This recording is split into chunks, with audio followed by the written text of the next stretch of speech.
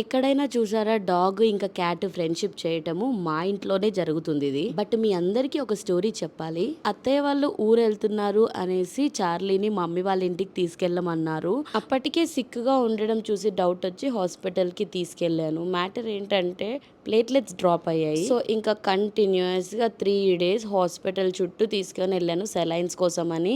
అస్సలు ఫుడ్ తినేది కాదు.